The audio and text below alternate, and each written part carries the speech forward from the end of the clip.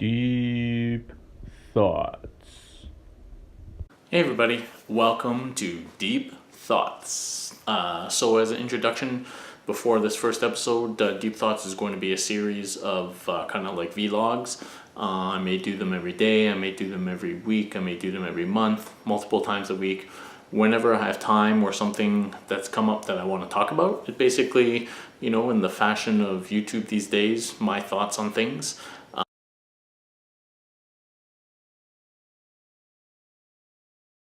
Alright everyone, welcome back to Deep Thoughts.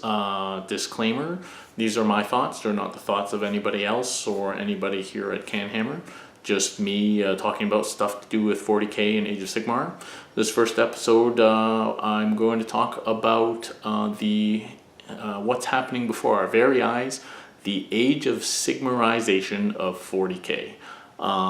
So I think that Games Workshop has hit a lot of nails properly on the head with Age of Sigmar. If you're a 40k player and you haven't tried Age of Sigmar, you really should. It's a great game. It solves a lot of the big problems with 40k these days, such as bloat, rules bloat, games bloat, model bloat, and over complexity. A real barrier to entry for new players, these sort of things. It really kind of simplifies the game down to some very core mechanics and some special rules for individual units, and has a lot of things going for it. It's not a perfect game, and there are lots of things of 40k that I like more than Age of Sigmar, but it certainly has a lot of things that 40k could sort of learn from. So we're starting to see that now. We're starting to see that in many ways. First of all, we're seeing that in the models. Just look at the latest Yin Karn, the avatar of Yneid that just came out in Gathering Storm 2. That thing is the ultimate Age of Sigmar looking model. It's a person that's floating, surrounded by something, ether, ghosts, flags, streams, ribbons, whatever, and balancing on that. Before that, we had Celestine. She is basically a Stormcast Eternal in golden armor. She is balancing on two long scrolls. And this is the way that Age of Sigmar has been designing their models. You've seen it on my videos. The Spirit Hosts, Stormcast Eternals are like that. There's lots of things like that in Age of Sigmar, and that's the way that Games Workshop's making their models, and it's starting to transfer into 40k. So I think we're going to be seeing more of that. The other thing that's obvious is, so we've had 2 books now, and 3 if you count Magnus, where a faction is getting a really large marquee model, or 2. And I think eventually we're going to see at the rest of this year, every faction gets a large centerpiece model, or 2 or 3. Just like in Age of Sigmar, every army has centerpiece models, and not only is that cool for the hobby side, it looks cool on the battlefield, and it's really something to base your army around.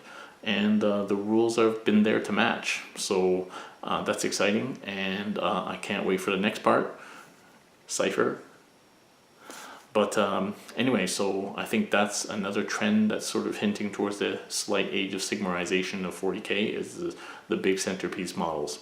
And then finally, we're seeing it in some of the rules coming out with the formations.